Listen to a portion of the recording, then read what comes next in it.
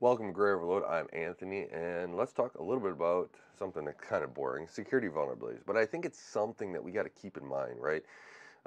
Anybody out there that has a computer that is doing anything, right? At any point in time, there can be a security vulnerability on there, and it's open to attack, right? And these security vulnerabilities, when researchers find them and they go to whoever, right?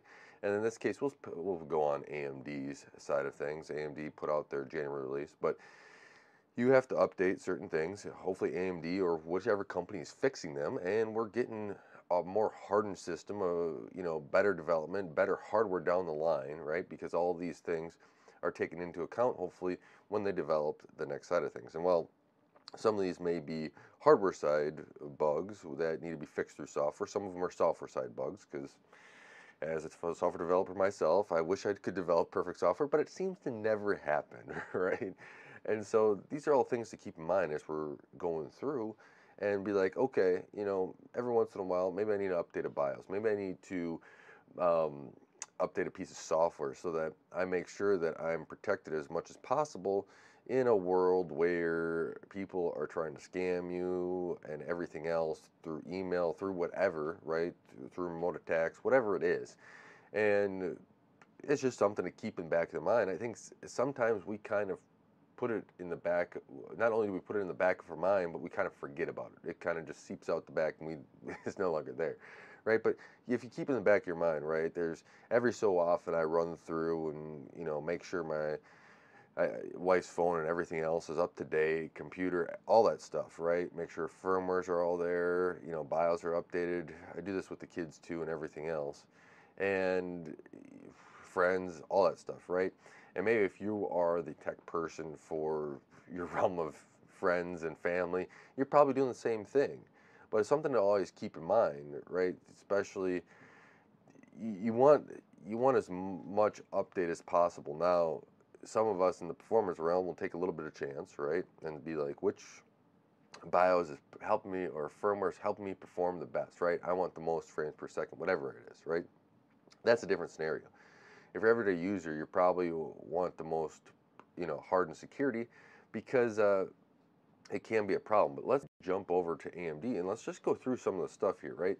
This is they have a client and server side. I'll touch on the server side later. I mean, I think most people are going to be more interested in the client side for my audience here. But you got three vulnerabilities. So you got CVE numbers. So they do get CVE numbers, which means that they've been verified and everything else. And you have, I'll let you read through these here, but you got buffer communication in your system management module, which that's they like that module, right? There's arbitrary code execution there, right? Then you have your looks like an overflow in your so you got an overflow there in your number two, and which is your medium, and then you get your low one, which timeout or check vulnerability. So and this is to compromise BIOS. Now I didn't go through and look at all these CVE numbers, look at all the white papers and everything like that. You can do that. I might if I on some of these I want to understand that, right? So I'll jump through and read the white paper, not all the time because there's more and more security vulnerabilities. It just takes a long time to read white papers all day, and that's something I really want to do all day. But you'll see here these three CVE numbers, right, correspond to CVE numbers down here, and then you'll see AMD saying their Aegis, which is kind of their firmware for their CPUs, that's released to OEMs, to your motherboard makers, to your laptop makers, whatever it is, desktop. Uh, it's probably more motherboards, unless you're like a Dell or somebody, OEM there. But you'll see here on which processors as well that these are corresponding to. So you'll see 3000 and 5000 are not applicable, but your 5000 with AMD graphics are um, applicable there. So you have your updates of where AMD is. So they have all these. Where if you look at your BIOS versions now, they've been starting to get a little bit better of putting these in there, of saying which were released. So you can see, okay, we got looks like the Cezanne has all four, And if you get to the latest 1.2.08 Aegis, you're going to be good on the combo 2. Then you got these two, which are fixed. You got your high-end desktops, so your Threadrippers. You got what's interesting is that they don't have Threadripper 1 on here. Second gen and third gen, right? That's kind of interesting that they don't have the. Oh yeah, they don't have the first gen up here. So maybe that's rolled off support. I don't know. That's a good question. Um, you got the Pro processors. Seeing it looks like we got updates here and not there, but it looks like the two vulnerabilities, the medium and low, are just on Cezanne 5000 series with AMD graphics, and then you have, oh, it looks like on mobile too. So, and this kind of makes sense, right? That AMD has more vulnerabilities that people are finding because, well, it looks like AMD is used in more places, right? They have more market share, so more people are going to go and buy that and go through it. So you'll see even, I guess, the Chromebook processors, they do not have any of these patches yet. But yeah, you'll see they got the initial publication. It's the 10th, so 6 days ago. And look at this. I like this. AMD's acknowledgement. They thank the following reporting for these issues. So you have Jiawei Lin, Ying. If I butcher your name, I do apologize. And then you have Madi Braki of the Apple Media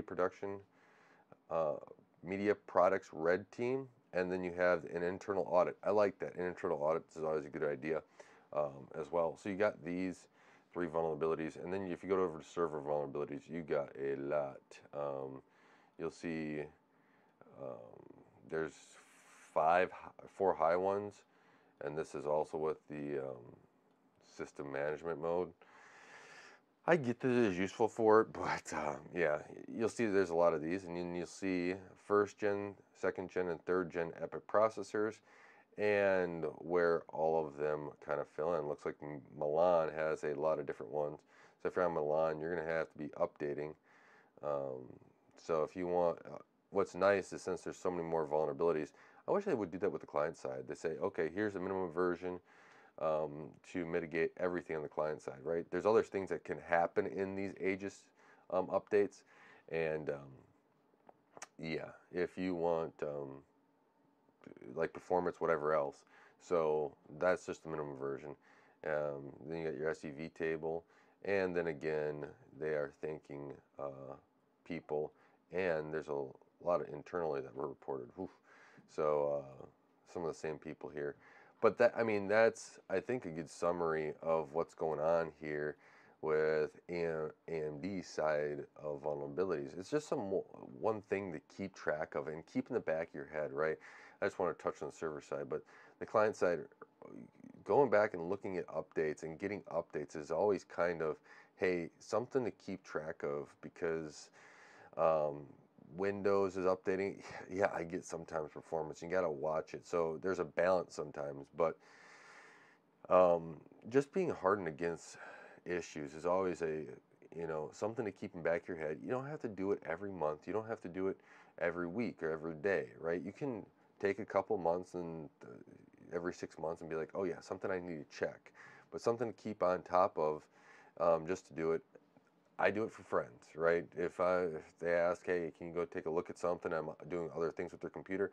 They're probably going to get a whole slew of other updates. I'm going to check all the major stuff just to make sure we're staying on top of things. Because the last thing you do, or I want to do, is have another issue where, let's say a security vulnerability or whatever else was a result of you having to work on their computer even more, right? And a lot of these you have to be at the terminal and everything else, so there's mitigation there, which is a good thing. But it's always just something to keep in mind, right? These security updates and being able to harden stuff is just going to make a better product and more hardened in the future, and that's what I want, is a better product in the future. So with that, let me know if you have any thoughts on security and everything else, what's out there. What do you think AMD is doing? What do you like to see AMD improved on these? I think they're actually pretty good on how they're laying it all out. considering everything else that AMD has had in the news lately. This is pretty good. Probably have something to say on that later this week or something. So with that, I want to thank you guys all for watching. Thank you for supporting Gray Overload and helping this channel grow. I really appreciate it. Until next time, God bless, and don't forget to like, share, and subscribe.